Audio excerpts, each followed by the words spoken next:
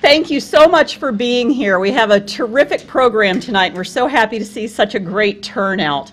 My name is Kim Reed. I am the chairperson of the Duke Women's Forum of DC, and I welcome you all to tonight's program.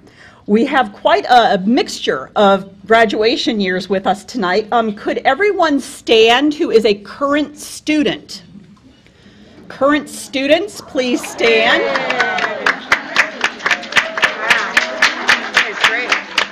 And I would encourage all alumni to try to meet some of these terrific young women. They are all interning here in Washington this summer, and we are just thrilled to have them with us. And we hope that a lot of you end up working in DC and becoming our full-time members of the Women's Forum. If there's anything that we can do while you're here in Washington, if you want to do informational interviews or want to learn about what it's like to live here full-time or work and family or any of these subjects, please feel free to contact me or any of the other members of the Women's Forum, and we'll try to hook you up with an appropriate person to talk to. We also have with us a lot of young alumni, generally categorized, although this is not, everybody who is within this category is young, but a lot of the others of us are young too, so don't feel excluded. But could you please stand if you are in the classes of 07 through 09? Okay. All right, and I know that some of these young women are happily ensconced in wonderful jobs, and some are still looking for positions. So again, if you could please reach out to some of the young women that you see here tonight, I'm sure that we could all be of help to them in various ways, whether it's introducing them to somebody or simply just welcoming them to Washington. We'd appreciate that. Next, we would like to thank Hogan Lovells. I was with the firm for 10 years as Hogan and Hartson, so I'm kind of stuck on the name. Hogan Lovells offers us this fabulous space, and their in-house caterer does an amazing job for us. They have been a tremendous friend to Duke University and to the Women's Forum over the years. So we want to thank Hogan. I know Michelle Farquhar is here. Oh, there she is in the back row. Michelle is a partner here at Hogan, but also a former president of the Duke Alumni Association, and her daughter is with her, who is a current student at Duke. So I'm happy to see a lot of mother-daughter pairs here tonight. We want to thank our benefactors. Those are people who essentially gave an extra bit of money tonight in order to allow the young alumni and current students to pay a much lower fee. I don't know if y'all remember what it's like to be a student and to be poor all the time, or at least feel that way. So I want to thank Anna Pfeiffer, Dara Blackman-Demner, and Louise Tarullo. Raise your hands, please.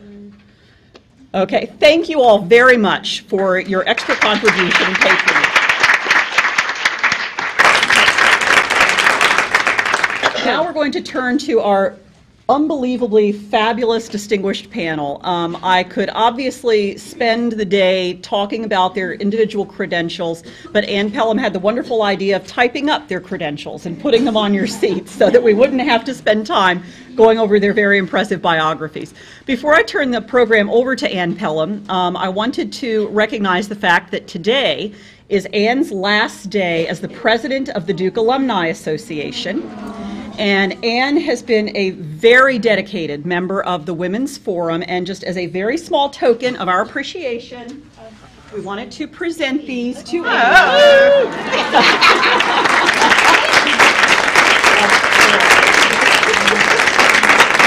they smell great. Yeah. I think they'll probably smell up the whole room. I'll just hold them. Yeah, right. Like Miss America?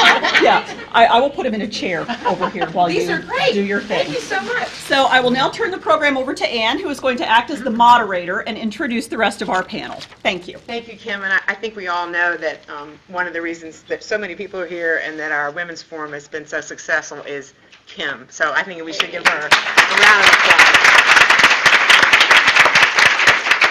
I think the next step is to replicate her efforts all over the country. So if you have friends in other cities who want to do Duke things, tell them about the great Women's Forum we've got here in D.C. so they can start one.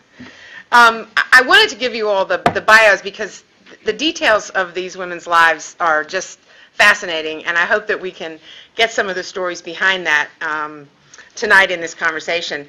First, I want to thank everyone, Jennifer, Malvia, Sharon, and Julie, for being here and for talking to me a little bit ahead of time so that I could try to ferret out the juicy tidbits of their life stories. And we are going to give you a sense of their careers, the way they balance their work, their community activities, their family lives. But I hope you'll be listening and thinking of questions of your own, because that's the other part of this, is we want to have your participation at the end of our conversation and keep it going in this room. There are not so many of us that we can't all get a chance to say a few words. One of the things about this particular panel, the title always gives me a little bit of pause when we talk about becoming the best leader you can be, and I always go back to high school and try to picture the student council president or the CEO of the company, and I think leadership is a different kind of word these days. It's really about how you compose your life. There's a great book, Composing a Life, by Mary Catherine Bateson, and she talks about sort of making sure that it's of a whole piece. You don't have one personality at home and another one at work and another one when you're walking down the street. And I think it's also about being a good citizen and making sure that the people who are working with you and alongside you or living near you have a sense of your interest in them and your hope that their lives will keep getting better, just as yours might be. But we're going to do some career talk first and get the leadership in there. Jennifer, you can't be in second grade and decide to be an international trade lawyer. It's just not, it's not in the curriculum. And you, in fact, when you were at Duke, you got a master's in education administration. So I'm interested in how you get from there to international trade. What turned you on to that? Well, it's an interesting story. I mean, first you had to go to law school. That was the step. That was an important step, and that I will say also came from that notion of someone who basically asked you the right questions and said the right things. I graduated from Duke and worked for a while for a man named Ken Pye, who was then the chancellor of Duke University. He went on to become the president of SMU. But I worked for him for a year as an assistant doing a long-range strategic planning project for Duke. And at the end of it, Joel Fleischman asked me whether I wouldn't like to come and, in essence, help run what was then the Public Policy Institute, work for Joel. And I went in to talk to Ken Pye, and I said, okay, should I take this? And he said, well, it'd be great for Joel Fleischman if you would do it, and it would probably be great for Duke if you would do it, and you'll be an assistant to all the rest of your days. Get out. I don't care whether you go to medical school, which is what I had originally maybe thought I wanted to do, whether you go to law school, whether you go to business school, you go. Get out of here. And he was adamant about it. I took his advice. I applied and went to law school. And when I graduated from law school, I worked at a law firm, and I noticed, interestingly, that a very large percentage of the litigators that were women were all doing international trade at the firm where I was. And I asked one of them, I said, why is this that there's so many more women in trade? She said, because the schedules.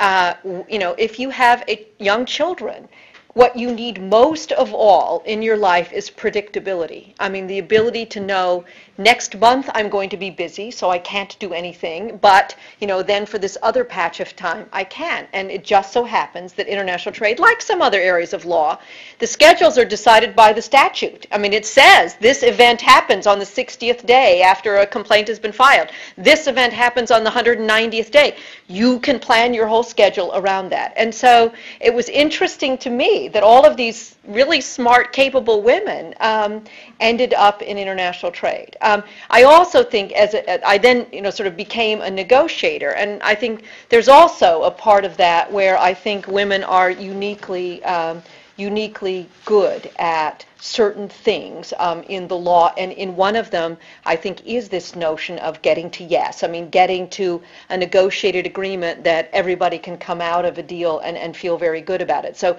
in the end, I also thought it was a good field to be in because of the skill sets that I think women can bring to it. But it was a bit of a tortured path to end up there. Thank you. And Julie, you had some education in your early years too. You got a master's in education at GW. Right. And how did you get from teaching in Montgomery County to the Meyer Foundation? Yeah. Well, I was raised in a family whose aspirations for me, in the 50s and the 60s, their aspirations for me were to be a substitute teacher after my children were 5 years old. And although in a way I rebelled, as I went through college and had lots of volunteer experiences at Duke with little kids, I decided I wanted to teach little kids. So I did that for 6 years. Loved it, but found it kind of isolating. And so and summers were free, so one summer I worked for the now infamous, but then really quite wonderful Marion Barry, when he was, he really is a wonderful man, and so it is a sad story of what addiction and trouble can do to your life. But he was a great candidate, and he was a reform candidate. I worked on his campaign. I landed a precinct by doing nothing, literally nothing, but campaigning all summer. And then they kind of owed me a patronage job. It took them a year to deliver the patronage job, but eventually I went to be kind of a low-level assistant in the mayor's office, where I had a couple of mentors and learned a lot quickly about how you develop policy for children and families, which was an extension of my life in the classroom. From there, I had the incredible privilege of working for one of the grand old ladies of the D.C. City Council, who was sort of, Polly Shackleton was sort of the Eleanor Roosevelt figure on the D.C. City Council. And she taught me a lot about compassion and the law, but she also taught me how to make deals and always, absolutely always count your votes. So I learned a lot. From Polly, had the privilege of literally writing the law in the District of Columbia to protect abused children and other people who really need protection. But the best thing probably that happened to me at the council was that I got to know the nonprofit leaders in this community, like Jason, like Shireen, who do extraordinary work with no resources. And so when the Meyer Foundation job came open, I didn't know a lot about foundations, but I did know a lot about nonprofits and how they functioned and why they were so important. So I hurried up with some friends of mine, a lot of wine, a few books, and some practice interviews. I learned a lot really fast about foundations. And the good news was at that moment in the Meyer Foundation's history, they wanted somebody younger and more malleable. They had come off a president who was more senior and wonderful, but less malleable. And the then chairman was looking for someone a little young that he could push around, sort of. So I was 36. I was their choice. They took a lot of grief for it in the community because people thought I was too young, but it's worked out very nicely. You've sort of grown up in the organization. Right. So Melvia, you started out fairly conventionally. You got your MBA and you went to work for Procter & Gamble and Xerox, and you did production management and all kinds of things. And then you switched gears and went and got a doctorate in education. What led you on those different paths? It's interesting. Actually, I started off being a teacher. I was 5. And I knew very early on that that's what I wanted to do. So I used to sit there. I learned how to read. In my family, you learned how to read by the time you were 3. That was my mother. And so when I was 5, I was teaching my 4-year-old sister, who's also a Duke grad, teaching her how to read, and she was like, yeah, whatever. And so my first experience as a teacher wasn't all that, let's just say it wasn't all that great, because she was a horrible student. It was her. And so I always wanted to be a teacher. And even when I went to Duke, one of the things my father used to say, he's a scientist guy, he's a chemist, and he's kind of like a mad scientist, sort of a Urkel-esque, But he said, and so I don't want to be, offend anyone, but he said, mediocre people teach. And that generally was the sentiment. He said, you can be more than a teacher. And so I pushed down my desire to be an educator. And so what I did was, he wanted me to be an engineer at Duke. So that didn't happen. that wasn't going to happen. So the compromise was computer science. And I hated every single moment of it. Every moment. Are you a computer scientist? No. Oh. That's tough. Every moment of I can't even remember all the math classes I had to take. I didn't mind the math. It was the computer science. So long and the short of it is, I had a higher GPA outside of my major than I had in my major. That's how much I hated it. And so when I was finished with this major that I hated, I absolutely had no idea what I wanted to do. And I stumbled upon this wonderful human being, Earth Angel known as Dean Bryant. For those of you who hopefully many of you have had the privilege of knowing Dean Bryant. She was the undergrad pre-business dean. Dean Bryant wants everyone to go to business school. So those of you who know that, know that. And I stumbled upon her office my senior year, my first semester senior year, and I had no idea what I was going to do. And she, of course, said, "You'll go to business school." And I hadn't thought about business. I hadn't even thought about any of that. Fast forward, I said, "Okay, I'll go to business school." It was the most fantastic learning experience of my life. And it is probably to this day the degree that I use the most. But that was it. That was it. I said, that's it. I love this. So after that, fast forward, I actually did Xerox first and then Procter & Gamble, which I absolutely loved. So back up, Dean Bryant was my very first mentor. And throughout my life, even as I saw her back in May, I see her every chance I get. And whatever she tells me, I do. The only thing I did not do, and I was really afraid, was when I was at Rutgers working on my dissertation. I had horrible writer's block, and I said, okay, it's not working. I have to go. I'm from this area originally. I said, I have to come back. She goes, most people who leave, if you leave the university, you'll never finish it. I don't want you to leave. You need to stay in New Jersey. You need to stick it out. And I was like, Dean Bryant, I can't stay here any longer. I have to go. So the whole time when I was working on my dissertation here in Maryland, I was like, oh, God, I have to finish this because this is the one time I need to prove Dean Bryant wrong. Like, I really got to finish this thing. So, but the long and the short of it is I did my career in business, which I loved. I loved working for Procter & Gamble. I always say I saw the world in Procter & Gamble. I actually did global work with Procter, and I loved that. And I kept getting promoted very quickly every 9 months, and it just hit me. I am going up a ladder. I remember saying to myself one day, I'm going up a ladder, but it's against the wrong house. And I said, I cannot, it is disingenuous, and I cannot do it. And so right in the middle of a fantastic career, I said, I'm going to be an educator. And that is what I did. So that is what had me just totally change careers, stop right in the middle of a fantastic career in business, and say, I'm going to be an educator now. So I did that, and it's a little vow of poverty when you're working at Procter to go from that to being, I got to say, every now and then I'm like, what was I thinking? But it has been the thing that has made my life complete. So with that, so now what I do now, business educator, I've kind of had it all come together. I formed a for-profit back in 2001 with another mentor, fantastic man. I got to say, sometimes we think only women can be our mentors. The most wonderful human being on the planet is my business partner.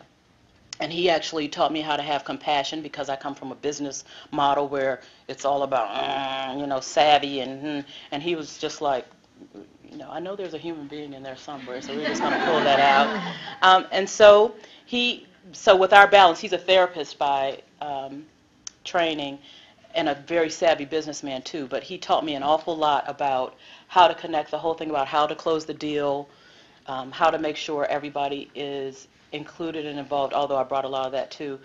But we then formed a nonprofit in 2006 out of our commitment to ensuring the health and well-being of children and families. And right now we do that largely through our work with fathers to help them reconnect with their families, to be there for them financially, emotionally. And so that is like the passion of my life. So while some people call it work, it's actually like living out something that is far larger than me, far larger than I am. I should grammatically be correct. And that's how I get, as a part of that, I do training. I do a lot of financial, not high level, but just general financial management. We do a lot of relationship and communication skills. So I actually get to teach every day. So I get to that's what I get to do. So that's how I became a teacher again. This time's much better. 2 jobs, that's interesting. 2 jobs, yes. And Sharon, there are a lot of students here, and consulting is like one of the big things on campus now that everybody wants to do. But in '93, it wasn't quite as common a thing. What made you get connected? And can you tell us sort of how you went from business school into this phase of your life? Sure. So I graduated from Duke in '88, and I went to Goldman Sachs, and I worked in the mergers and acquisitions department for a couple years. And I liked it. I love the people and I love the work, but I was pretty sure I wasn't going to do that for my whole career. So then I just did a couple of other things. I went to Africa and I worked with a group down there on a set of ecological projects. And then I came back and worked for my dad. He had a very small company, and I knew that I was either going to have to run it or I was going to sell it. And I thought I better understand what it does, because I have to do. My sister's an attorney. I had to do one of the two. I'm one of 2. So when that was done, I went to business school. And during the first year, there's a lot of enthusiasm around interviewing, and a lot of the enthusiasm at first is with the investment banks, and at that time, private equity and consulting. And I was like, I'm not sure I'm going to participate. Sharon, you should participate because, just get some practice interviewing or whatever. And I said, okay, fine. So I interviewed with 2 consulting firms because I really wasn't interested in consulting. And what was interesting was I liked the interviews. The interviews were all case interviews, and it's all problem solving, and I was like, I like it.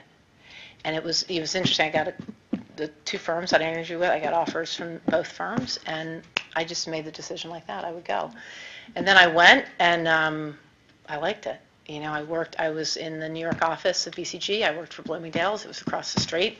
I was putting together a frequent shopper program, and I liked it. And it was fun, and it was interesting. The people were nice, and it was problems, and it was real, and it was tangible, and that was my introduction to consumer products. And then I came back to BCG, and I worked in healthcare, and I did that and I liked that too. I did that for a couple of years. I was telling these guys during the cocktail hour that I really enjoyed it, and then ultimately was recruited out of the healthcare practice into the consumer practice in 1995, 6, and I've been in the consumer practice of BCG. I now run the consumer practice of BCG since 1996. And what's interesting is, for me, and my father was an entrepreneur. He was a serial entrepreneur, and he finally landed something in his 40s. But it's an entrepreneurial environment. You have your clients, you have your teams. It's about creating something within an organization. So you have this umbrella brand, which is BCG, but it's not, but you create something. I mean, you have your clients and your teams, and you're bringing in other people. And for me, it's been terrific. It's not predictable, so I envy your predictability, but it has been fascinating for me, the experiences I've been able to have. I mean, it's been very broad, and frankly, I've always been on a 6-month horizon since I've been there, except when I've taken over leadership roles, and then I've taken it more seriously and said, look, I can't have a 6-month horizon. But as a consultant, you sort of have a 6-month horizon in terms of what's my next thing. But I've been there for 17 years. I'm a senior partner, and I don't have any immediate plans to leave because it continues to challenge me, and But the truth is, I like the interviews and I like the job. So it was not so much for me, because it was also interesting, and you guys have probably heard it. This is a really great job because this job will allow you to get the next job. And for me, I was like, I'm not interested in that because I've now done a couple of things for a couple of years, and I don't want a thing that will get me the next thing. I want to do a thing that I want to do, and I did it because I wanted to do it, not because I thought it would be an avenue to do the next thing. So. Sounds like some of the jobs are flexible enough to keep giving you new challenges without having to change careers. It's the same thing that happened in some ways with you. So Jennifer, I don't want you to get a rap as a predictable person because your job is in Geneva. Your job is in Geneva, and I think whenever I imagine that, can you talk about sort of the challenges of working in a different time zone from your family? Yeah. Yeah, no, it's interesting. I mean, where I am right now is a member of in essence, a court that hears appeals to international trade disputes.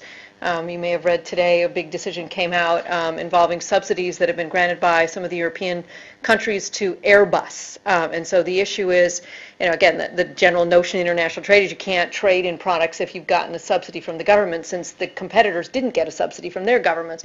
So the issue is this, where does this fall? So obviously, this will be assuming it gets appealed by the European Union, this will be a big case that would come before this court that I sit on. This is where I have no predictability, because the way this court works, there's 7 of us that sit on it. I'm from the States. There's another member of the court from, when I joined it, there was someone from Brazil and someone from Italy and someone from South Africa and someone from Egypt, and so people come from, 7 people from all over the world come together collectively to hear this case. The good and the bad news of it is we have 60 days in which to basically make our decision, and then 3 weeks gets eaten up by translation because the opinions have to come out in 3 languages. So it's a very tight time frame. So this is the unpredictability of now my current life, where, okay, the day the appeal gets filed, basically within 10 days, be on a plane to Geneva. And whether you're there for a week or whether you're there for 6 weeks depends on how quickly 7 people coming at a problem from very different directions can come to any basic consensus on how we're going to come down on this case. So it's the opposite of predictability. The good news for me is the change in technology. I can remember when I used to be at the United States Trade Representative's office, and I used to do negotiations on tariffs, and I would go places like India. I remember spending a week in India doing these negotiations where at the end of the week I checked out of my hotel and my hotel bill was $275 and my telecom bill was $12,770, because it was in the olden days when there was no deregulated international telecom, and you were sending all your data over a modem telephone line at international rates, and then they were computing all the data and sending it back to you, and you think, you couldn't exist like this. So for me, Skype is, a great thing. I have literally taught my, 13-year-old son how to thread a sewing machine over the Skype. Okay, now this is how you're going to sew your costume for the upcoming, school event that you have to have it for. I have taught how to do hot gluing. I have, rehearsed piano recitals. I have taught how to, okay, no, you're adding a square root and a cube root. So here, all via Skype. Which is amazing that you can do this for 2 or 3 hours for free. The only problem for me is the time change, because when my kids are ready to do their homework is between 11 p.m. and 2:30 or 3 a.m. Geneva time, but you just sort of suck it up. And if they need help then, that's when you do it. I would say the other thing you do is you get help. I mean, I'm lucky that I live 2 blocks from American University, and so I put out the ad on the AU website that I'm looking for someone to help with homework. And I get some nibbles, and then I say, and you can do your laundry at my house while you're doing the homework. Oh, I got 700 people that are willing to come if they can do their laundry while they're at it.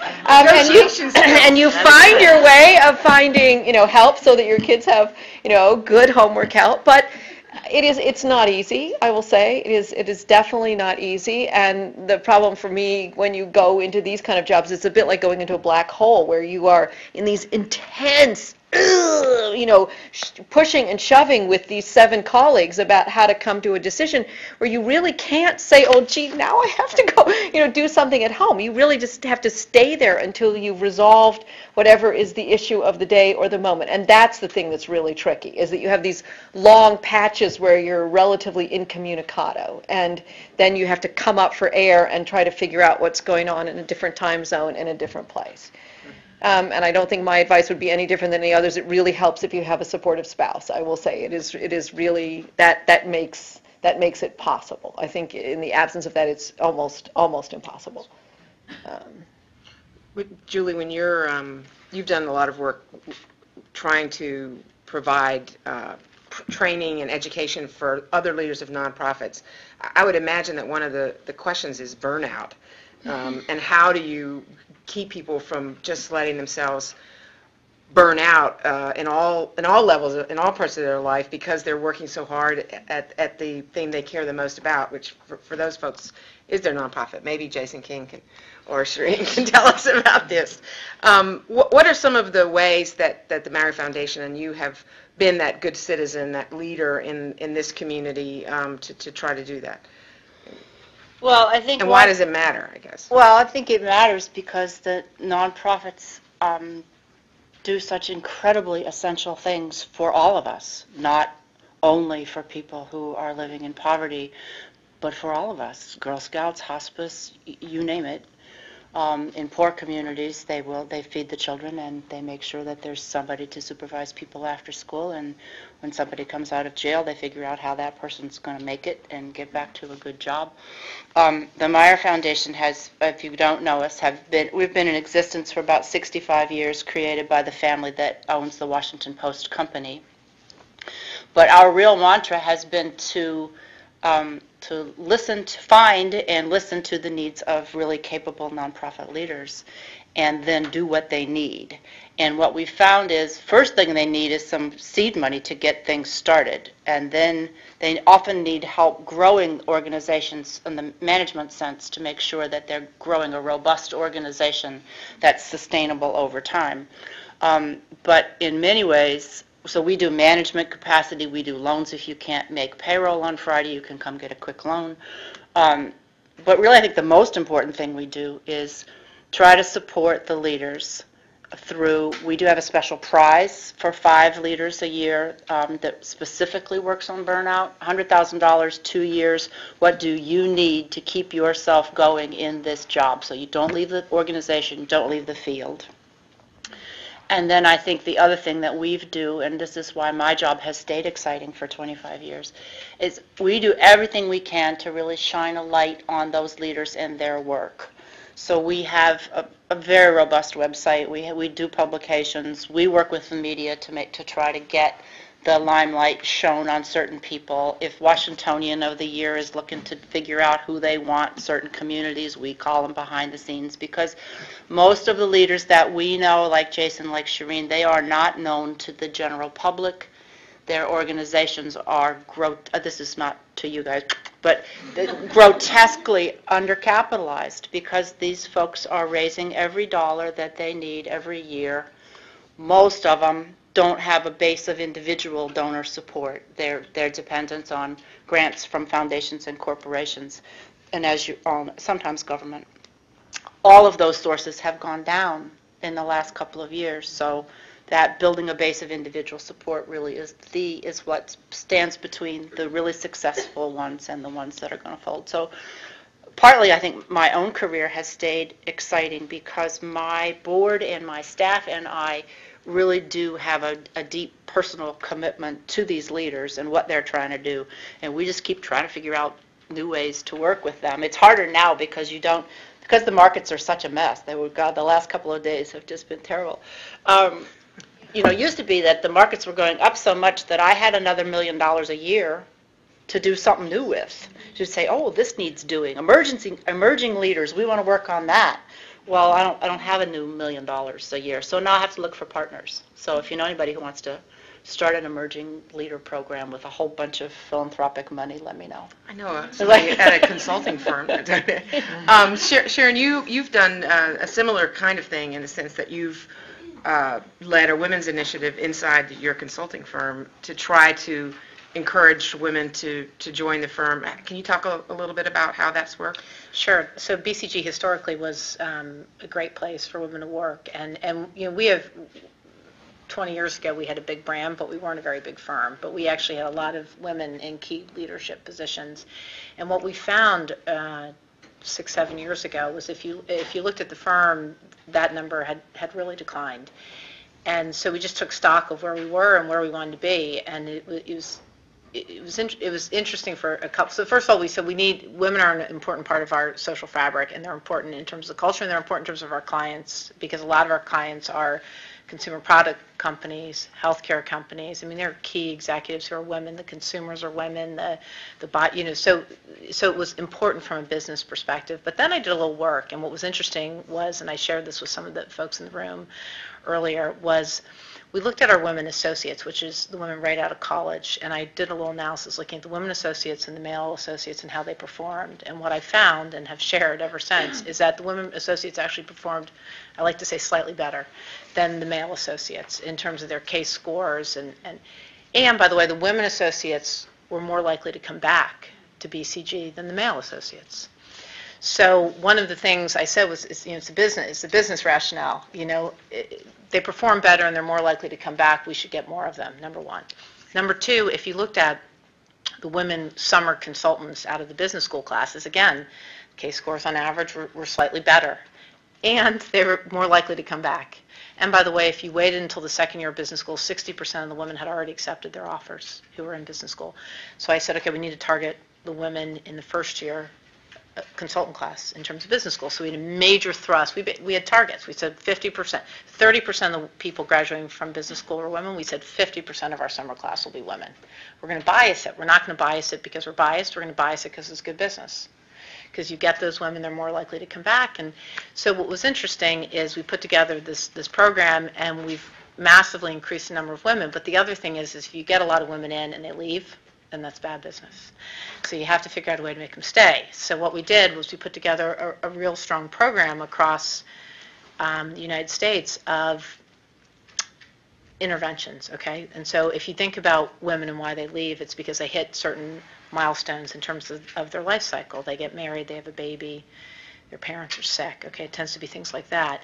And one of the things consulting can be a short-term career. We wanted our women to know is we want it to be a long-term career. Our aspiration is that we have women in their 40s and 50s who are consultants, who are senior executives going toe-to-toe with CEOs. In order to do that, we need to invest with you, not for 6, 3, 9 months. We need to invest with you over the long term because we think you can make a career in consulting. So we've tried to get that message out. We've tried on sort of a U.S. basis, but we've also tried through, I talk to every woman principal, every woman partner. We do development plans, we do mentoring plans. It's a big time commitment, and I have fellow partners who do the same thing. We're having a big event in Chicago in a few weeks where we're bringing all the women in the U.S., and we're going to talk about it. We have Anna Quinlan who's going to speak at that event. We have a couple of other speakers, but we're going to just make it very public. This is, for us, it's a long-term commitment to you. We're going to recognize it. Chances are, may not be true, but chances are you will have kids. If you stay with us for 20 years, the chances are we want to invest with you through that period because it's a long-term commitment on our part. So that's been something that I've been very well supported by the CEO and the head of the Americas. I run our consumer practice, which is our largest practice in North and South America, and I have a lot of women in my consumer practice. So it's very, it's not just the women's initiative coming in from the side. I'm a line partner who sells work and runs our consumer practice. So it's all, I also walk the talk because I have a lot of women who work for me. So, that's great. So burnout, Melvia, you're working with fathers who've in many cases been in jail. They've come out. They want to meet their kids. You got to explain to them how to do that. What's your relief valve when you sort of get overwhelmed by, or maybe you don't get overwhelmed by all You're looking at burnout right now. A big part of it, a lot of times as women we talk about family, how do we do work and family balance. So if I were left to my own devices, I would never take vacation, which happened last year. So really what it takes, and some of the panelists have already talked about this, is just you have to have a network of support. You absolutely have to have people who say, okay, enough. You need to take some time off and regroup. And so for me, that's been really critical. I'm going to regroup starting tomorrow morning. I'm going to just get out of here. I do say that every now, but I'm actually leaving town. But part of it is, even though there's a saying that says I want to be totally used up when I die, and so I think, not that I'm planning to die or anything, but that whole used up part, like literally you can use yourself up to the point where you are of no good or of no service to the very people you're trying to be of service to. And so one of the things that I'm very aware of is when it's time for me to take a time out, time for me to get back to the gym, time for me to just take a few days off, because my work uses me up. Like, I use myself in my work. And for those of you who are public servants, you understand, especially when you're doing something that is your passion, you use yourself up. And so managing it, that's a work in progress for me. So that's the first answer. That's something I'm learning how to do. We're a young nonprofit, and that we founded in 2006, and so we have some fatherhood funds from the U.S. Department of Health and Human Services. But exactly what Julie just said, it is just the constant struggle of how do we maintain it. Now that we've gotten into the whole fatherhood piece, they're like, we need something for the mom. The fathers are saying, we need something for the moms because you're teaching us how to communicate with them, but they're still calling me a blah, blah, blah, blah, you know. And so, it's the constant, but you have to, even in the midst of being called a blah, blah, blah, blah, you have to remember the end goal is you want to see your child. The end goal is you want to see your child. So how do you, we do a lot of Stephen Covey, begin with the end in mind. How do you want this scenario to end? And you have to speak into that, Seek first to understand, then be understood. Don't seek first to be understood and then understand, And so I find myself, if I practice what I preach a lot, that actually helps the burnout a lot. I mean, it helps, in my relationships with my family. It really helps to step back and say, okay, take it down 1,000, count to 10 before you speak. Really, it's not all that serious. Like, you have to have mantras. It's really not that serious, even though sometimes I might take myself a little too seriously. It really is, it's not that serious. And understand, the one thing that helps me with burnout, and I learned this very early on from my therapist business partner, is that we clear. Whenever we do a very intensive, we actually have a program that's being looked at as a national model. And we have to, what's called clear, before we go into a room, because we're doing a lot of intensive work with people, trying to get them from the place where they are to get to a different place, because a lot of the people we work with come from tragic beginnings. And what keeps me grounded is knowing that given the same set of circumstances, it could be me. And so many of the people I work with, unintended, but 65% of the fathers, we work mostly with fathers, have a criminal background. So we have fathers who we had one father who he was 14 at the time. His 4-year-old sister, there was a babysitter, this guy from down the street, he was supposed to be watching them, he was like 20 years old. He walks in and sees this 20-year-old raping his 4-year-old sister. So he goes and gets a gun, and he shoots him. And he doesn't kill him, but he shoots him. Now, this guy, he was making straight A's in school. He came from a really good family, but the family had some break-ins, and so he shoots the guy. So in D.C., there's no such thing, at least then, as a self-defense law. So he goes to jail for 14 years for defending his sister. And so those are the kinds of stories from people that I work with every day. Guys who basically grew up in the street because their mothers were addicted or their fathers were incarcerated. And what we do is we provide different modules of learning, communication, understanding, so that people can understand that they can break the cycle. That even with your father in prison, what happens is you become your father if you don't break the cycle. A lot of guys say, my father was never around, so I'm not like him. Well, he went to prison, you went to prison. And so understanding how to break the cycle, and we have very intense, I was talking about clearing. We clear. So anything that's going on in our personal lives, what's going on with you? You have to talk about it and get it out of the way, because you cannot be of service. We're literally kind of like vessels. So you cannot be of service to someone else when you're carrying all your own stuff. So we have to clear our stuff out, go into the room so we can basically kind of be the absorption for other people's stuff. And so we hear some really serious stuff in the room, and at the end, it's a 3-day seminar that we do, and at the end of it, we actually get mostly young men. I've worked a lot with young women too, but in this right now, with young men, they actually can see the possibility of their lives. They can see that it's better than where they've been. And so for me, what helps the burnout is when, at the end of the day, you say, that's why I do it. Like when a young man after our 10-week program comes and says, I'm no longer cursing at the mother of my child because I don't want my child to see that. Or I now know how to help my child with my homework. I don't scream at her whenever she comes around. Then I say, that's why we do it. So sometimes the reward is delayed, but that is the thing that says, that's why I do it, and I'm going to go home, get some sleep, and start all over again. So Malvia, you talked about the mentors that have helped you, and it sounds like you're doing a lot of that yourself in multiple ways. Have others of you been in situations where you've either been on the giving or the receiving end of a real powerful relationship that wasn't influenced, that you would like to share? Is there? You talked about your board chair wanting a malleable 36-year-old to push around. Yeah. And you've had Ken Pye that helped. Terry Sanford, I would say, yeah. Terry Sanford, another one. Yeah. I guess, it's always interesting, as people always say to me, I always think of that Madeleine Albright quote of, there's a special place in hell for women that don't help other women, which, I really do,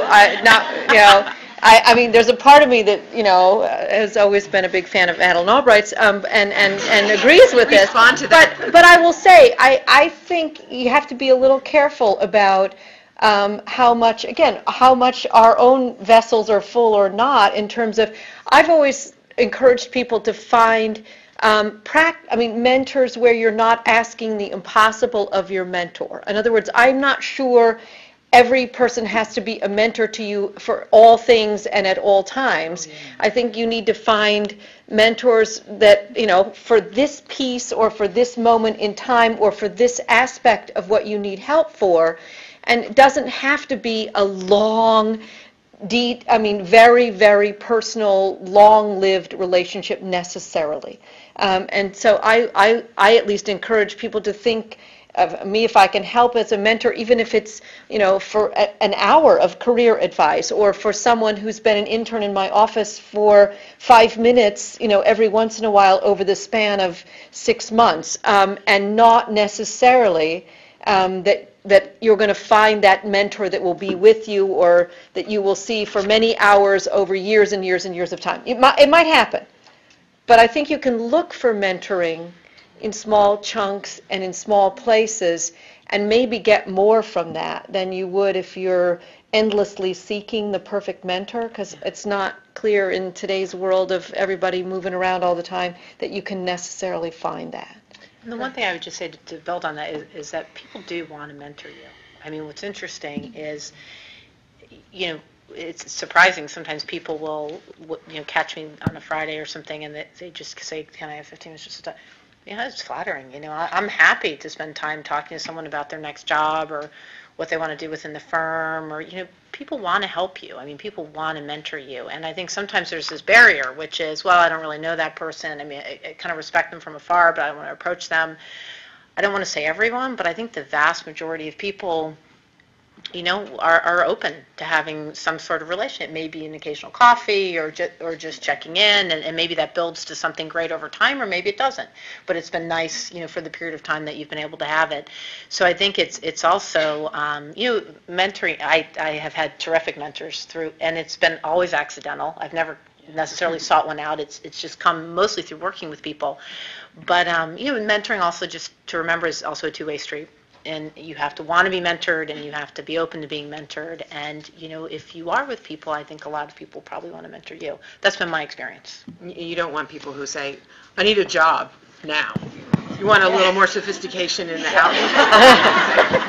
Is that sort of what you're hearing? And then, Julie, you had something to add. Well, I think as I get older too, the imperative is to figure out ways to mentor yourself, and to find some kind of practices that allow you to take care of yourself when you're at those points of screeching. And your family can do it for you in many, many ways. And I want to acknowledge my fabulous daughter, Sarah, who's rolling her eyes, who's going to come to Duke in the fall, who is so, so good to me. And yet, my point, I guess, is that I'm really not good at this, but I'm really trying to be better to myself, which means maybe most days I do a little bit of yoga after I get up, I do, this is like 8 minutes of yoga, I'm kind of serious, 5 minutes of meditation. I have a little Tibetan singing bowl that I adore that I hit 3 times. And those little minutes by myself in the morning are very, very precious to me. I haven't figured out how you extend that. Do you know what I mean? I wish it was like an hour, and maybe when Sarah goes to school, I'll find my hour. But I think that sometimes we think that we have to turn to other older, wiser, different people to take care of us, and we professionally, I really agree with that, and sort of, I'm not really very religious, but spiritually I think it's good to have teachers, but I also think that you have to somehow give yourself a break, which is so hard for those of us who are mostly type A, or we wouldn't have gone to Duke. We're from families that are pretty type A, or we wouldn't, these journeys wouldn't be our journeys, but as your body gets older, folks, you beautiful, beautiful women, it's so nice to look at this, very diverse in many, many ways, but a lot of young people here, but your joints and your muscles do not, does not last. Your posture does not last unless, you find a way to work on to work on these things. So that's what I'm trying to work on. Can I add, the other thing I at least think that we collectively as women need to make sure we're doing is voicing our support for other women. I mean, if you sort of read all the studies about women in leadership, one of the things they'll always say, or at least most of the studies will tell you, among other things, is that it is much harder for women to promote themselves. In other words, if a man and a woman had accomplished the same thing and the man did a little bit of tooting his own horn, people would come out and say, wow, he's really great, and and that was acceptable. And yet, if a woman had achieved exactly the same amount and did the exact same sort of tooting of her own horn, it would not be viewed well at all.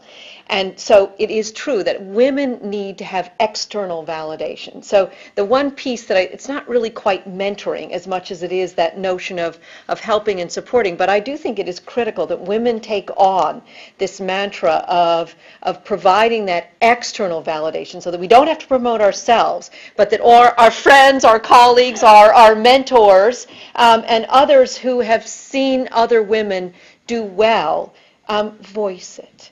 Because it is not something that you can always do for yourself in a way that will be well received. So if you know someone in your office is making less money than they should, you can be an advocate for them if you have and that even if it's not a direct advocate for them more money, just they did a great job. Wow, I heard her speak. She was terrific. I mean, it's more that women really do need more external validation, and we need to make sure we're giving time and voice to support one another. Go ahead. As I think about this whole notion of being a mentor and the mentors that I've had, one of the things sometimes,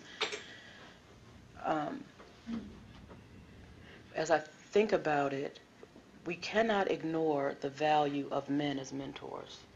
So I just want to say that. Like, we cannot ignore the value of that because I call it good strategy. Sometimes men can get you, if you are in an environment that is dominated by men can get you into places that maybe other women can't. Okay, so what am I saying? You never want to limit your options. Begin with the end in mind. What's the end? Getting in there. I don't care who gets me in there, right? And so I don't want us to minimize that. And there are actually some pretty neat fellows around that recognize your talent and are willing to do that. So I want just to make sure that we don't let that escape. My quick example is I have my business. I talk about him a lot because he actually helped me get I always wanted my own business. He's the reason why I got there. And so we will go into places even now today in 2010. And so I'm going to talk just for a second, just my for-profit for a second. I have a consulting firm. So yeah, I actually do have 2 jobs. But it's a really small consulting firm, and we do just kind of, we say our motto is we teach people how to play nicely in the sandbox. That's what we do on all different levels. But we will go into a place, and remember, he's a therapist, so he can assess your behavior in 5 seconds or less. So we'll go in and we'll figure out that this guy does not like women, okay? So what do? Sometimes we'll go, we say, can we just have a moment? We'll go out and I'll say, hey, we see what's going on here. Look, go close the deal, okay? The bottom line is we close the deal. If you don't like women, then let me get myself out of the equation. And so sometimes we can't ignore prejudice still exists. I deal with that every day. I manage it every day on being a person of color and on being a woman. That has been, when we talk about challenge in my career, one of the hugest challenges has nothing to do with my skills or ability or talent. It has to do with people's perception of me because I'm a woman or because I'm African American. And so I've had to manage that. But what I've learned is your prejudice is your problem. Unless you make it my problem, unless I make it my problem. It's your problem. So what I have to do is figure out how to manage your prejudice. So because I need to get to here. So your prejudice becomes a challenge for me, but it does not become, I'm not going to have it become an obstacle. And so I've had people or mentors in my life who, when I've just given up and I'm whining, I remember early in my career I was whining, man, he's such a jerk, I don't. And she goes, well, hold on, she said, who do you work for? And I said, what? I'm whining, so I can't. What? What do you mean? She said, who do you work for? I said, do you work for him? And I said, no. She said, well, who do you work for? I said, I work for me. And she said, exactly. So why are you letting him get all in your head? This was a boss I had that I really hated. So I said, she said, you work for you. So stop acting like you work for him.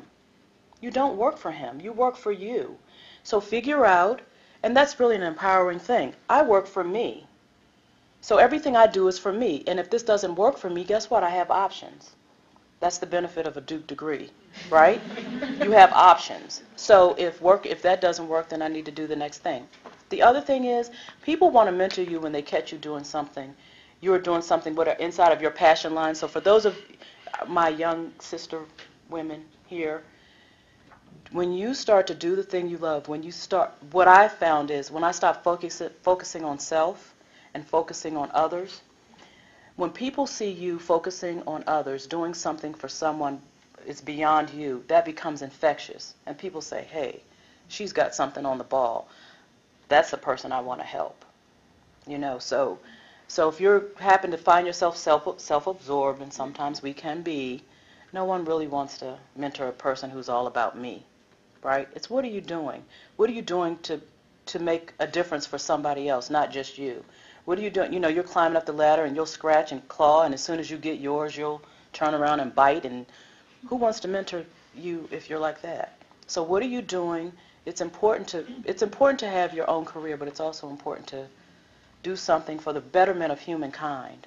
So and that's infectious. And that's our leadership definition, right? Yep. And one of the things we talked about earlier was leadership style, and this will be our last topic before you guys weigh in. How do you define your personal leadership style? Do you consider it something that you are working on the way you're sort of working on having the 8 minutes of yoga, or is it just part of the way you go about your day? Julie, you want to take that? Do you have a leadership style, or? Thank you for going first. My highest and best leadership style is extremely collaborative, and I know how to pull together very diverse coalitions. As a manager, I'm a weird mix of very visionary and very micromanaging, and you never know which piece which Julie are we getting today? You're gonna get, So I haven't thought about it in a while, but I think it's good to. You still have your job after what, 25 years? So yeah, you must be doing something. I right. hope so. It's funny. It surprised me. I took one of these leadership tests in terms of what kind of leader you are, and it was under no pressure. What are you like? And I had to go into the right corner of the room. You're highly conceptual. Under no pressure. Okay. Under extreme pressure, what do you like? I mean, most people like scatter to another corner. They're directive. They're whatever. You're highly conceptual. Under extreme. So I think I'm conceptual, and I'm a little decisive. So I listen. I'm a listener versus a talker. I'm conceptual, and then I decide. Cut to the chase. Don't dilly-dally if you're insurance work crew. Get the work done. Don't let the details interfere. I think business school kind of does that to you too. Very bottom line. Cut to the chase. I tend to, as a leader, I'm very direct. One of the things that I'm known for is you are never confused about where I stand, ever. You know this, Ann. And I can be very much a taskmaster. Like if it's going to get done, get it in. It's got to get done. I have very high expectations. Failure is not an option if you work for me. If you're committed to failure, you need to go work for someone else. And I will happily coach you to not work for me anymore. That's how I will mentor you. But there's just no, and we work with people who are at risk. So there is no time to deal with anyone's commitment to failure. So there's a standard of excellence, and I hold it high. I don't expect people to have the kind of work ethic that I have, because I think that harbors on insanity a little. But I expect you to, if we're in the middle of something, I expect when 5 o'clock comes, you're not running out the door. Because I'm not a time watcher. If I give you something to do, I'm not a micromanager. But if the task needs to get done, I expect team. So I expect let's get it done. So I'm going to share something about Melvia that y'all don't know. She's building a new house. So do you want to be Melvia's contractor? You want to be my contractor. That's right, conceptual. Oh, that sounds very expensive. So Jennifer, you want to throw in your leadership I mean, style? I guess I would say mine, I don't know that I have a leadership style, but I have learned the hard way that I do think it is very important to be who you are. I remember when I stepped in, for a while I was our textiles negotiator, which meant I negotiated bilateral trade agreements with some 47 different countries, covering all imports of textiles and clothing. And my predecessor had been an extremely Machiavellian person. And I found that I then spent at least the first, and I had very little time. I had to get 47 deals done in the space of sort of 8 months all over all continents of the world. And I had very little time, and I found I was wasting an awful lot of my time saying, no, when I say that the answer is yes, I actually mean that the answer is yes. I don't mean something else. And I realized that I couldn't adopt his negotiating style, which might have been faster because everybody expected it, because they had been used to dealing with him for 8 years, and so they expected this very Machiavellian strategy where you were really trying to get over here. And it took me about 2 negotiations where I've said, even if it's quicker, I just cannot go there. I have to be who I am. And at some level, I think that, for me, it was most important. And I think the second part of it is, I think of any leader is figuring out how to be a good communicator. And at some level, that is very dependent on understanding your audience.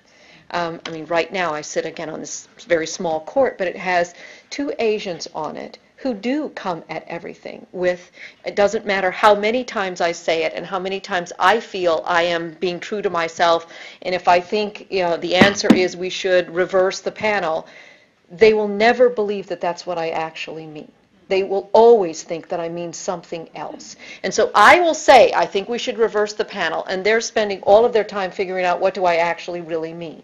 And it's very difficult to figure out how best to communicate in a situation in which the assumption is that you don't mean what you say. So I do think you have to spend a little bit of time sorting out as a leader, who are you communicating with? How are they going to hear what you say? And I do think there still is, I don't like to believe it, but I do still think there is a real difference for women. I mean, I remember when I started out as a lawyer, there were a number of the male partners that I would come and present a legal argument to, and I could tell they just couldn't hear it coming from a female voice. And for some of those, I simply learned to do everything in writing or found other ways to communicate so that they could hear a legal argument being made in a female voice. I would like to think we've gone past that, and I think for an awful lot of people we have, and yet for an awful lot I think the answer is no.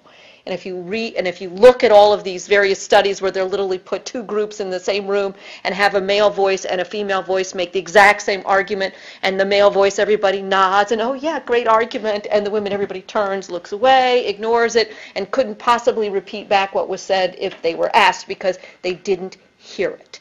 So I do think there is an element of learning as a leader how to communicate to the audience that you're communicating with, because that is essential if you're going to lead, that people can figure out where you're going so they can figure out whether they're prepared to follow you.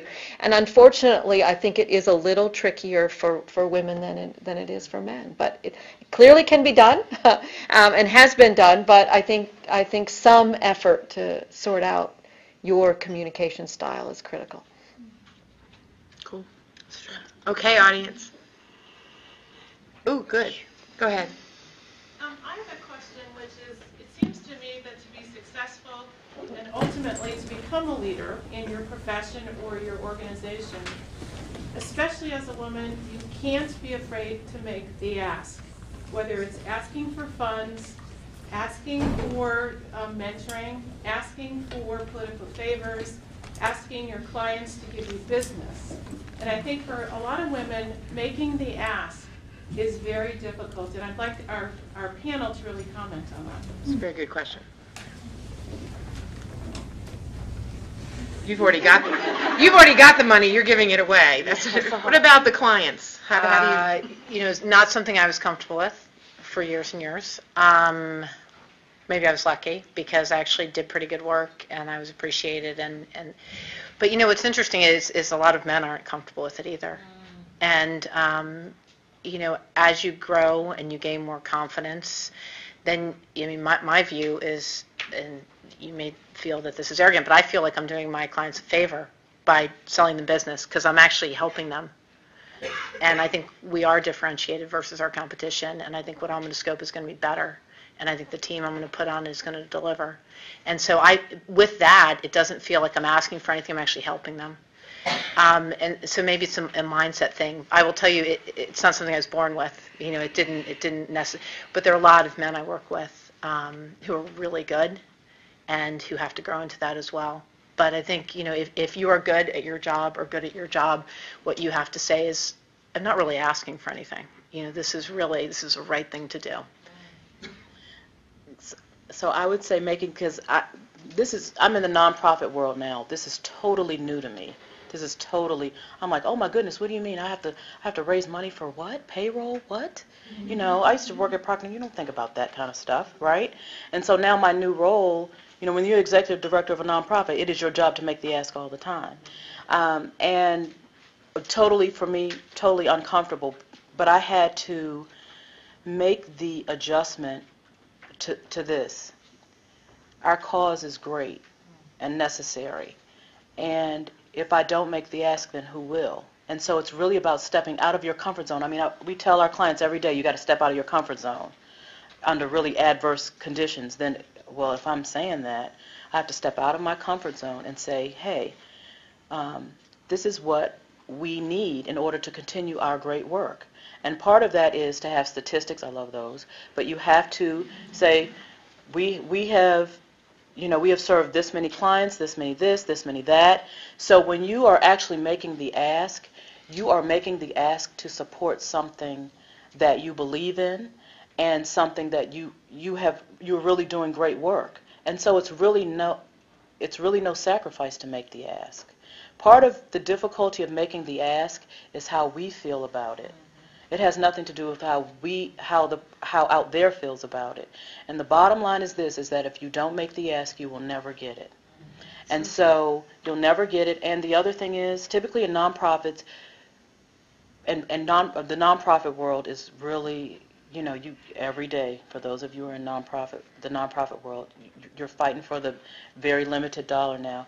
But typically nonprofits don't ask for what they really need. So they're modest in their ask. You have to just put it out there. Just step into the discomfort and do it. That's it. Sounds like we could do a whole panel on making the ask. How to be tough today. Sheree? Hi. Well, thank you all for being here. sometimes failure could really be the best thing to happen to you. Do any of you have any stories about having failed at something where it has really impacted you to the point where you sort of turned your life around or turned a whole situation around?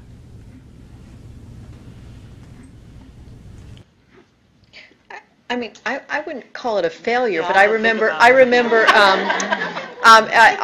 I worked for a while as one of 6 commissioners at a little agency called the International Trade Commission, and every year every 2 years, I'm sorry, the chairmanship of the ITEC was required to rotate between a Democratic member of the commission and a Republican member of the commission, so that it would remain, in essence, an independent, sort of judicial-esque institution.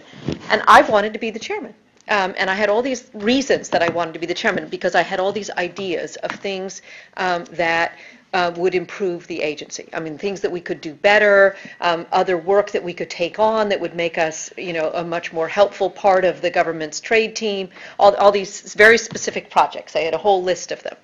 And I had a male colleague who wanted to be the chairman because you got a bigger office and you got to preside over the hearings, and he wanted to bang that gavel. And I just assumed that on the merits, I was going to get this, that I sort of made my case of all these ways that I was going to improve the agency and how much better I was going to make it. And I found out that he was basically going to the White House and saying, oh, Jennifer, she's emotionally unstable, she's not capable of leading an institution, she's all these other things, she's this, she is incapable of running this institution. And then I sit and think, as my kid, I refer to it as going over to the dark side of, in essence, putting someone else down in order to let yourself have that position. And am I prepared to do that? And for me, the answer was just no.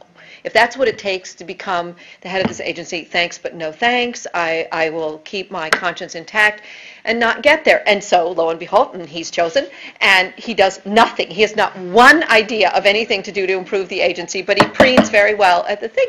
And I thought, did I make the right choice? I mean, you then sit there and say, why did I do that? Why didn't I, push harder or, do more in order to sort of promote myself? I failed. I've lost at this. But this position has passed by, and I didn't get it, and how should I, in the end, feel about that? I mean, in the end, obviously, I feel fine about it. I've moved on. I've done lots of other things. But you really do think about whether, and in the end, I don't think it means for me that you change the way in which you approach it. I think you still, to me, even though, again, it was sort of, if you will, you lose out, you still say, I got to be true to myself. That's not who I am. And hope again that the next time around, if you will, the merits prevail. And yet recognize that it's not always the case. Other question? Yeah, Jill. Oh, Hello, it's Sarah. Sarah. Oh, Sarah, you get Sarah. Well, thanks to especially your generation, I feel like growing up in my generation, I haven't really even thought of sexism as a thing in the workplace, because I've always felt like I can do whatever I want to do, and maybe that's just the environment I've grown up in with. But, I mean, I feel like when I'm ready to go off into the business world, it won't necessarily be on my mind all the time. And do you think it's better to go forth and just work for yourself, or to be conscious of it every step of the way? Well, even if you work for yourself, if you have a consulting firm, you have to get clients, So even as an entrepreneur, it's there. I mean, the potential is there. What I find compelling, this is a conversation we're having a lot, I'm at Duke a lot, this whole notion of exactly what you said. In your generation, like the thought of like the world, there being a sexism component in the world doesn't even occur for you, or the thought for African American or women of color, like the thought of having a racist component doesn't even occur to you. In some ways, it scares me, and I'll tell you why. I was confronted with, I was just going along just fine until I was 11, and, we are the second black family in an all-white neighborhood, and there were these 3 guys on the way home from school, and they said, "Stab her," and I won't use the word they called me, but stab her, and that's when I realized that my color made me different. I was 11. So immediately you begin to see the world in black and white, in my case. And that was in Maryland in the 1970s. And so I very early on became aware at school that I was usually one or two black people in a class, if you're in the honors classes or whatever, and that was there all the time throughout my life, even throughout my career. In one of the jobs I had, there'd never been a black manager. My first day on the job, these guys dressed up as Klansmen. And so you are very aware. Now we're so politically savvy that people still dress up as Klansmen, they just don't put the hoods on. And the concern that I have is because that has not been, so for me, I don't immediately look and say it's a racial thing or it's a gender thing. I don't immediately look to that, but it's not surprising to me if it is. And I have some awareness to say, okay, this is what it is. My concern in growing up in a society, because I think one of the things that has changed is that you very much now grow up in a society where you may not see that early on, but when it is happening, sometimes you can't even identify it for what it is. And what we have seen from young people is that they can't identify it as sexism or racism, and they begin to turn on themselves. So there's an increase in depression, suicidal thoughts. I mean, we've even had, I knew one guy that I worked with, he had just gotten out of school, and he was a black male.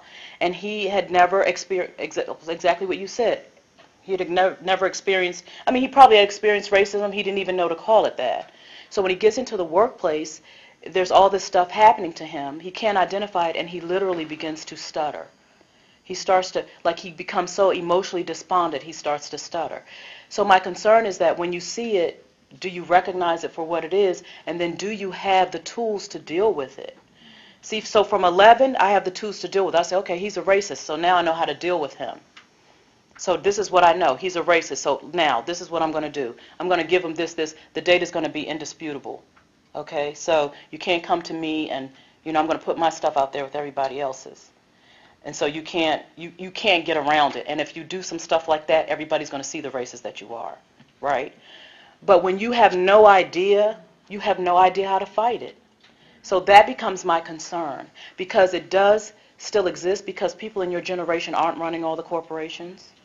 So they haven't grown up in the same experience that you have. And so that just becomes my concern for you. But do you become an entrepreneur? Absolutely not, because in order to be a great entrepreneur, you have to get your skill. You got to take some hits. You got to get your feet wet. That's how you become a great business person. So. And if you just look at the numbers, all the studies would show that I don't know what the numbers are these days, but something where 80 or 90% of the people surveyed would say they're very comfortable with having a woman president, a woman leader, a woman heading an organization, a woman minister, a woman, et cetera. 90% is the number. What percentage of women are actually in leadership positions in any of these institutions? The average is 18. Okay, and a lot of them it's down in the tens. So there is this big gap between the perception of comfort with women and the perception that there isn't this sexism out there anymore, and the reality of the numbers of, women are still at 78.7 cents of the dollar, in comparable pay, in comparable jobs, and again, 18% in leadership positions. So just be aware that it's out there. I'm not saying it's some boogeyman that you have to hide from, but I think you're unrealistic. I really think I would share the concern that you at least need to understand that the perception is over here and the reality is over here. And yeah, go ahead. Sorry. I think it's important. Mom, go ahead. Well, I'm very proud of my beautiful daughter for asking an important question, and having grown up in a beautiful school where it was really, in many ways, so progressive that you don't feel it, and I'm proud of that.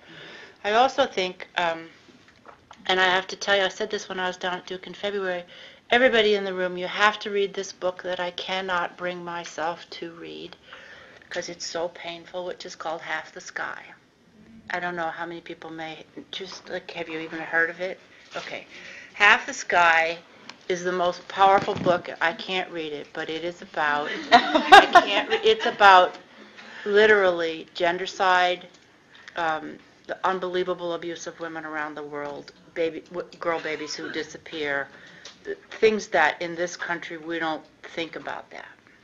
But I think that the atrocities that are in this lovely book, but the book is written by a couple people who write for the New York Times, and they've written it really to create a movement about women's rights around the globe, and it's very explicit. There's things to do in the back, there's more things to read, there's all of that. I can't read it because the things that are happening to women around the globe as we sit here are just too hard for me to contemplate, but I think it might be really important for everybody to read it, so that we remember really what the status of women is around the globe, and not just in our cities and at Duke. So that's my. You have a question over there? I kind of wanted to follow on to that in terms of the international.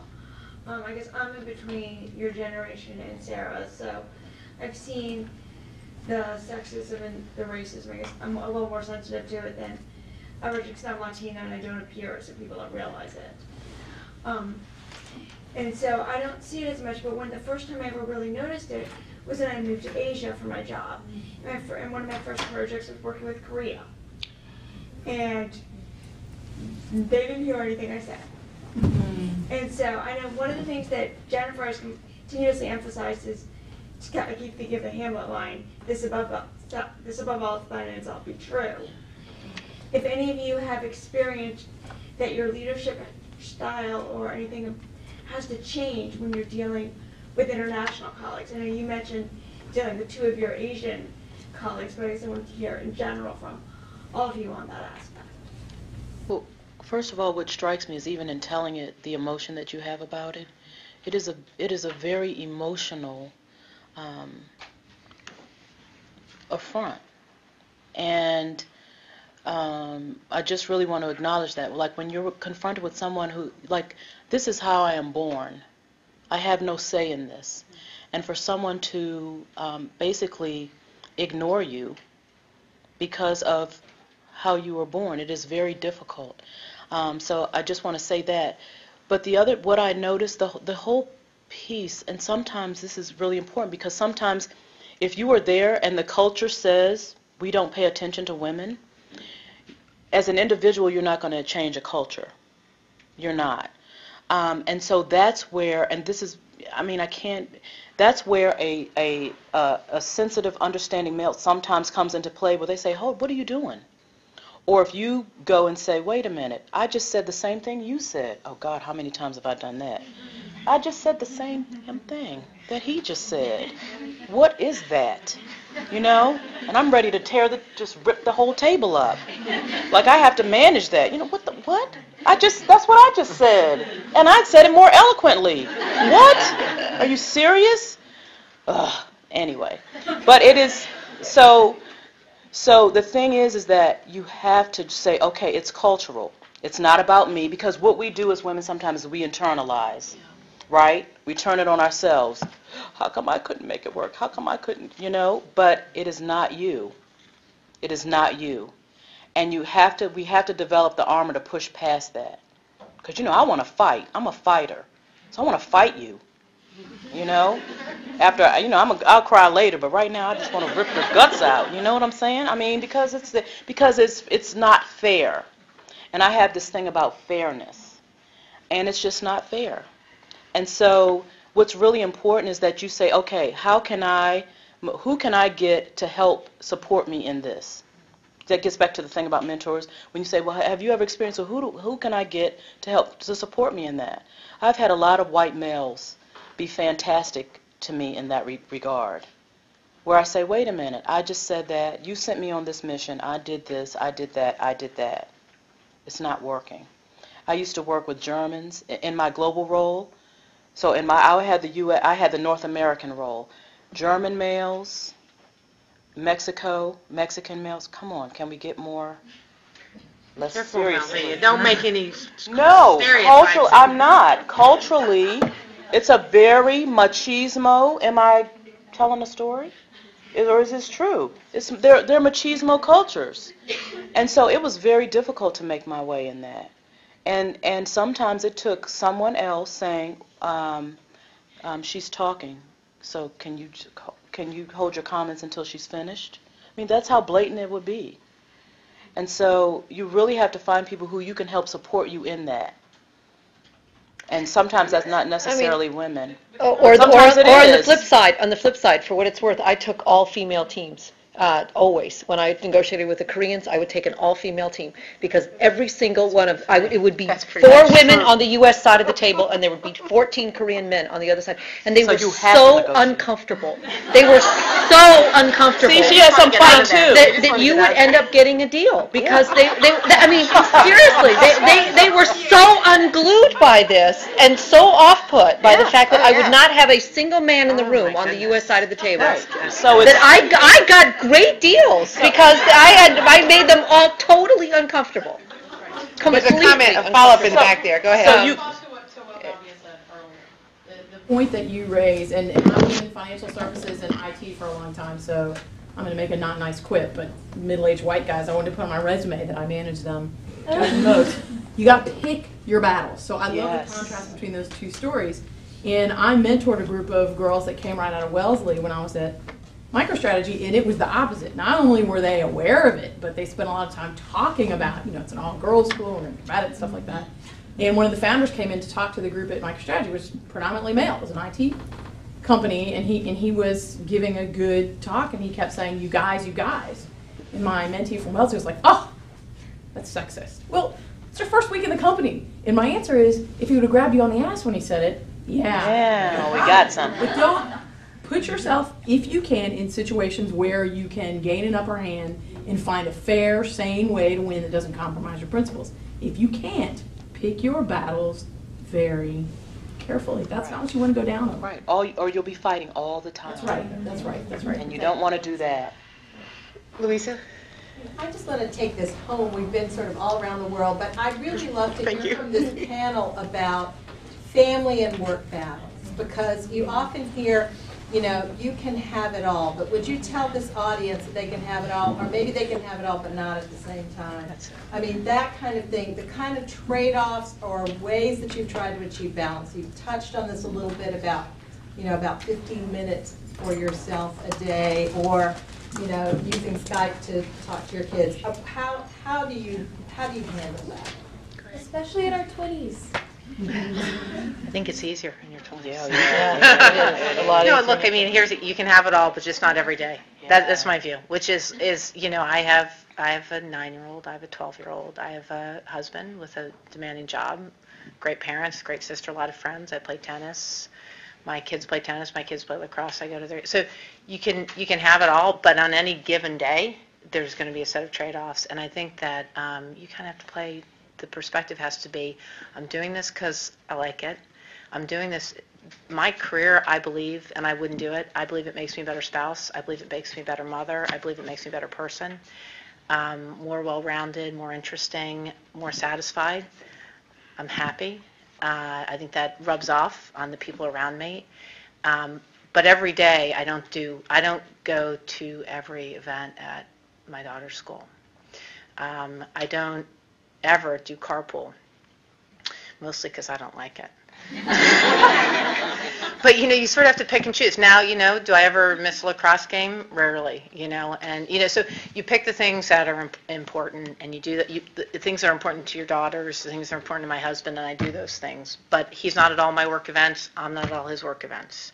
I mean, there's just a set of things we just have to pick and choose, and it can get tiring. But I would make an observation. I love your perspectives, which is I don't think there's anyone at my age, and I'm in my early 40s, with kids the age of my kids, with a husband and that, who feels like I have it all, and it's so easy. I mean, if there are, there's not many, right? Everyone has their own set of challenges and balances that they're trying to create. Professional, personal, financial, right? There's a whole set of things you're saving for your kids' college, so there's a whole set of things that you're trying to put together, and if there is a person who has it all perfect, congratulations to them. I think that we're all, challenged to kind of put together that balance. So I would say, can you have it all? yes, but only if you have a long-term view of what it is and not every day. Sharon, You can can- you talk a little bit about earlier in your career, though, when you hadn't made partner yet and your children were small? I'd rather, no. So, look, here's the thing. I mean, in my 20s, I was at Goldman Sachs. My husband was at a startup. Okay, so we worked all the time. When we were young, before we had kids, we worked all the time. And then I had this great idea when I was at BCG. I worked in Latin America and Europe because I thought that was fun. And so which was fun until I had kids. And what I didn't realize is I didn't have a client base. So I got more senior. My clients were in Latin America. And then I said, I can't do this. I need to now form a client base on the East Coast.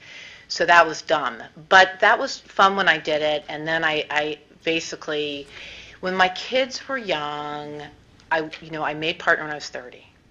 So I've been a partner for a long time. And I think that is one advantage to kind of like I left business school, I went to BCG, I put my head down and I made partner. And that has given me a little bit of flexibility. 31 when I made partner. So I think that which is it's still not easy to be a young partner, as you guys, to be a young person at a consulting firm is still not easy because you're building your book of business. But I think that probably did give me a little bit more flexibility because I had teams and the like. But, it's having young children and having a newish career is the hardest part. And if you can get through that, with the support of significant other, then you can do it. You can have it all with help.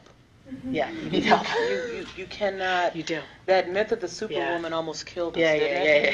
You have to have a supporter. You have to have a team. Yeah. I also think that you get, if you think of that concept, composing a life, I do think it works because it's almost like the orchestra, sometimes it's like you say, you can't have it all every day.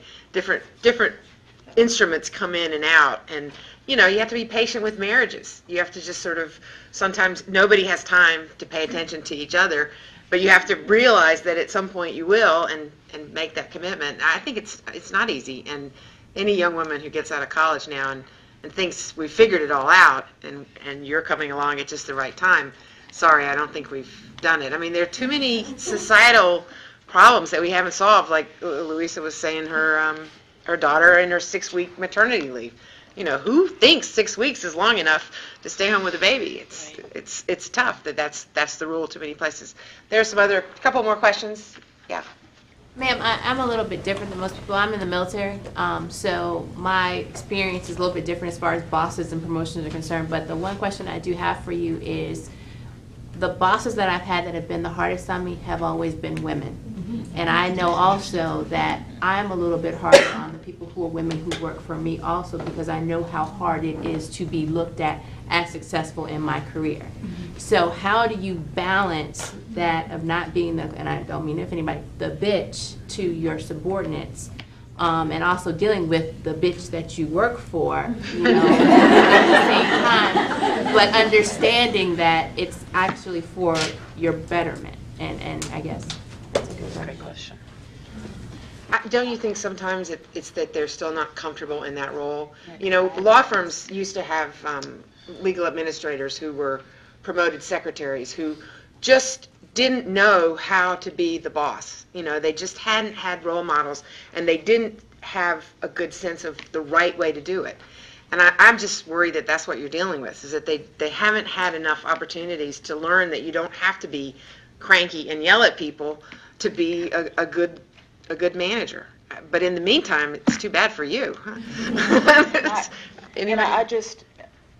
I think it's unnecessary, quite frankly. I mean, if you are secure in yourself, now, when I was 20, I wasn't, but I know who I am. It is unnecessary for me to mistreat you to teach you a lesson.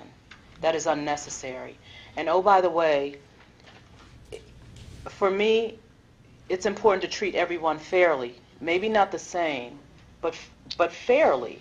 And so if I'm given, why would I give the guy a break and then rail you? I don't see where that helps.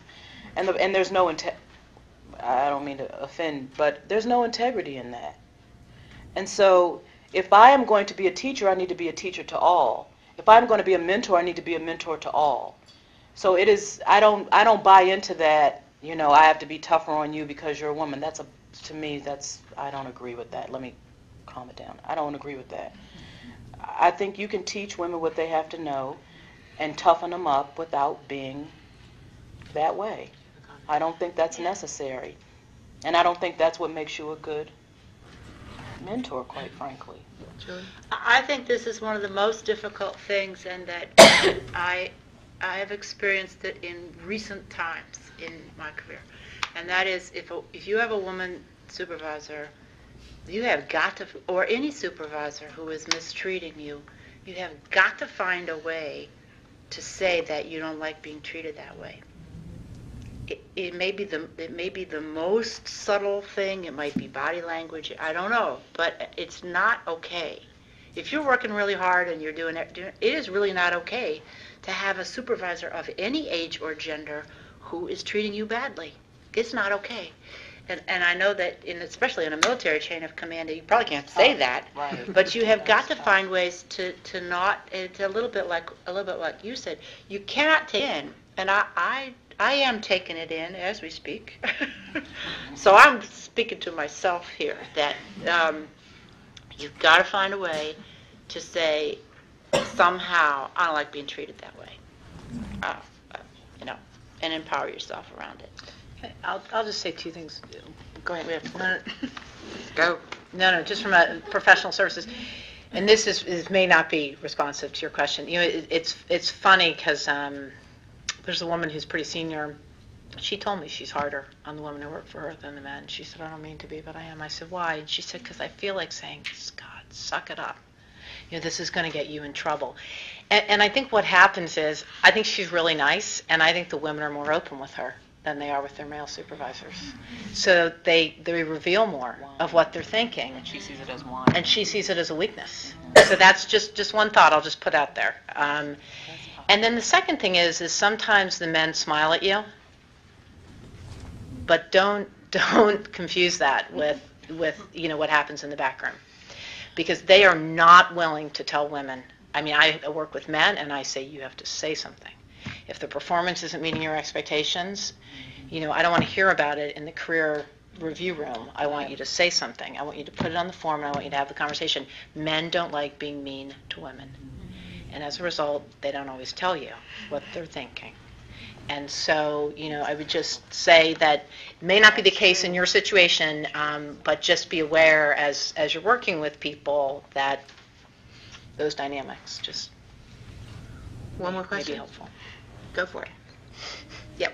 Hi, I just want to thank you all for all of your advice here. And I want to know, what would you say to someone who's just starting out in their career, just one golden nugget of wisdom about how to do the things to develop your leadership style? Or, if you'd like, you could answer... We get a multiple choice. Right. Or, if you'd like, you could answer the question of what are some practical things that you could do to really hone in on what it is that you're really passionate about. Because we all don't know we want to be things when we're 5. But I think... and then run from it. And then run from that, right. And I think also... I've experienced the culture at Duke is just that you are so smart, you can do everything, and you should try everything. But when you come out, that doesn't necessarily mean you'll know which thing you should do. So either one of those answers would be much appreciated. I'm old. What was the first one? No, I'm kidding. I forgot the first one. Okay. I want to comment. I really don't know. Golden nugget, Melvia. All right. Golden nugget. Thank you. Just a little one. The first thing is, I've had a whole bunch of jobs I haven't liked. And what I learned how to do is say, okay, what is it I'm supposed to get from this experience? Because sometimes you go through and it's like, I just hate this, I hate this. But there's, and what? That's good attitude. Yeah. And so then I had to turn it around because, when I was younger, I was a little cranky. But I had to turn it around and say, wait a minute, what is it I'm supposed to be getting out of this experience? And I adopted this toolbox mentality. Okay, there's another tool I can put in my box. I don't know what I'll need it for. A lot of the tools I put in my box for the last 25 years it was all for this moment now. It was all for the moment of how do you manage two businesses at the same time. It was all for this moment of how do you deal with people who are really difficult. You know, and so you don't see it at the time. It's kind of like the treasure of youth. You don't see it at the time. But just know, I believe in this. I am a spiritual person too. You are being prepared for something. Even if you don't, it's not in your face right then, you're being prepared. So even if you identify that you hate doing something, that's something that you say, I don't like doing that. So that you know, okay, not that. That's an important data point. And so everything's a tool. And just understand that at the end, it's all going to work. I guess I think that if you can manage to feed yourself and clothe yourself and still experiment, don't stay in a job that you don't love. It's okay if you do something for a year and move to the next thing. Volunteer for one nonprofit. If you don't like it, don't do it. Do something else next weekend. You trust yourself, I think, to continue to fool around, and that'll, you know, your journey will lead you to things that you like. And you don't have to, like, just get into some slot now that you're your age. Do you know what I mean? As long as you can still make ends meet and have a life that makes you happy, you should be allowed, all of us, really. I'm stuck in this job that I've had for 25 years. I love my job, but I wish I had left it before now, because you keep growing if you allow yourself to fool around with things. Oxygen, you know. Fooling around. The last nugget. Let's thank our panelists.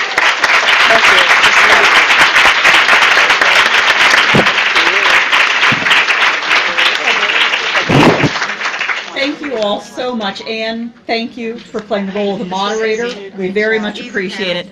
Last announcement, you are all going to receive within the next couple of weeks an email from Duke inviting you to sign up for the Women's Forum interest group list on the Alumni Association website.